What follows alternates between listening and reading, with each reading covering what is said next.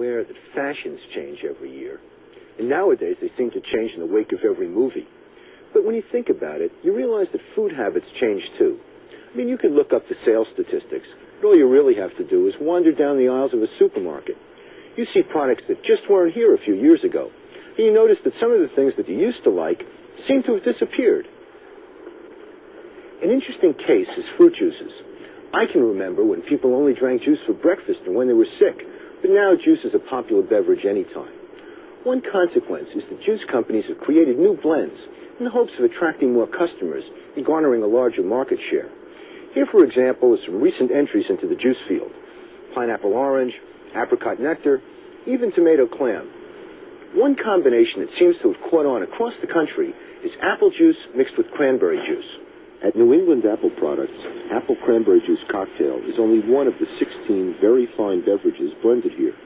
Steve Rouse is the manager of marketing. The juice category includes apple juice, orange juice, and grapefruit juice, and also apple cranberry cocktail and a straight cranberry cocktail. And then we also have a group of fruit drinks that don't contain as large a percentage of pure juice. And those include fruit punch, grape drink, orange drink, pineapple orange drink, papaya punch, apple cherry berry drink, lemon lime drink, tea with lemon, lemonade, and a natural energy drink, which is just an isotonic drink. As you might have suspected, there's an important mathematical principle underlying the operations here. It all boils down to this, if you'll pardon the pun. If you work it very fine, there are a lot of possible products that you can make, but you need ingredients for all of them. So how do you decide which products to market and how much of each to make? Well, not surprisingly, the main criterion for determining certain production policies might be profits. If you make more money on a bottle of cranberry juice than you do on a same-size bottle of apple cranberry, your first inclination might be to give up apple cranberry altogether and make only cranberry juice. But hold on. You don't want to waste all the apple juice that's sitting in your vat. So the real question is actually a little different, and it's a basic management issue. What's the best product mix for you to make the greatest profit? And the question has to be addressed in a context we've already learned something about: constraints. In this case, the amount of raw materials, the berries available, puts a limit on how much you can make of anything. The problem of how best to use limited resources, such as berries, especially when there are a lot of possibilities, comes up in many settings. In mathematics, we call this process of making the best choice optimization, another term that we've come across before. Our juice example is typical of a category of management science problems called linear programming. The dollars and cents impact of our ability to recognize and solve linear programming problems is enormous. If you pick up a bottle of juice and you look at the list of ingredients, you won't find linear programming, but it's actually a kind of hidden ingredient. Let's find out how linear programming works by imagining that we're in charge of a highly simplified fruit juice manufacturing company.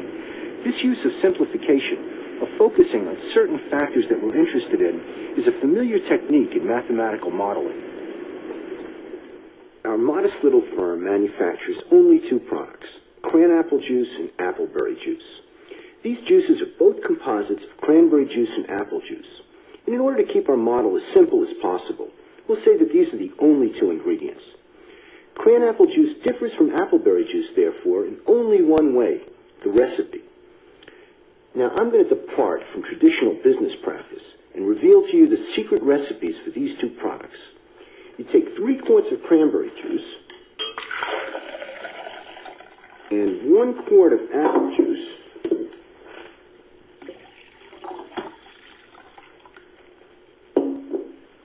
mix them together slowly, brew carefully, and you produce 1 gallon of cranapple. For appleberry, the mixture is different. 2 quarts of cranberry juice and 2 quarts of apple juice make up 1 gallon of appleberry juice. Now let's get to the core of our problem, determining what production policy we should follow. In our model, that means figuring out just how much cranapple juice and how much of the appleberry we should make are two unknowns. Since we're new in the juice manufacturing game, we'll need to know a few more essential facts before we begin. First is knowing how much of the recipe ingredients are on hand. We have a 200-quart supply of cranberry juice and 100 quarts of apple juice. As we saw, it takes 3 quarts of cranberry juice and 1 quart of apple juice to make 1 gallon of cranapple. The profit we can make on our cranapple juice is 3 cents per gallon. What we still don't know is how many gallons of cranapple to make. We could take a wild guess, but what we really like is the optimal production policy. Linear programming will allow us to figure that out, with just a bit of algebra. Start by calling the amount of cranapple juice to be made X. The recipe is a little different for appleberry. Mixing 2 quarts of cranberry with 2 quarts of apple yields 1 gallon of appleberry. Each gallon makes a 4-cent profit. We'll call our second unknown Y to represent how many gallons of appleberry juice to manufacture. Since the profit on cranapple is 3 cents, and we're planning to make X gallons, the profit on cranapple is 3 times X. Likewise, Y gallons of appleberry at 4 cents profit per gallon gives us a profit of 4 times Y on appleberry. The total profit, then, is the sum of the profits on both products, or 3X plus 4Y. It seems that the larger X and Y are, the larger the total profit will be. A good strategy might be to make billions and billions of gallons, and then we could reap enormous profits. Why not? Because we only have limited quantities of the raw ingredients available. Remember, with only 200 quarts of cranberry juice and 100 quarts of apple juice, it's going to take some recipe to make billions of gallons of cranapple and appleberry. So we have to find a way to incorporate these fixed quantities or constraints into our algebraic approach to the problem. What we need to do is to build the recipes into our formulas. Since it takes 3 quarts of cranberry and 1 quart of apple to make a gallon of cranapple, and I want to make X gallons, what I have to do is multiply the recipe by X. This means that total production will require 3 times X quarts of cranberry juice and 1 times X quarts of apple juice. The same logic applies to the formula for appleberry, and so I need to multiply this recipe by Y, the amount of appleberry I want to make. That tells me I'm going to need 2 times Y quarts of cranberry juice and 2 times Y quarts of apple juice. Now we get to the fun part. I'll pluck the cranberry requirements from both recipes and group them with our cranberry supply, which is 200. Then I'll do the same thing for our apple requirements. The resulting scheme here actually consists of 2 inequalities. One says that 3 times X plus 2 times Y is less than or equal to 200. The other says that 1 times X plus 2 times Y has to be less than or equal to 100.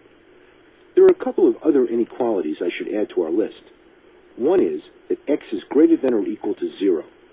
Now, the logic of this is that we can't make a negative number less than 0 gallons of cranapple. And the same is true of appleberry. So we can also say that Y is greater than or equal to 0. These inequalities are also called constraints. So subject to these constraints, we want to pick values for X and Y that make our profit formula, and therefore our profit, come out as large as possible.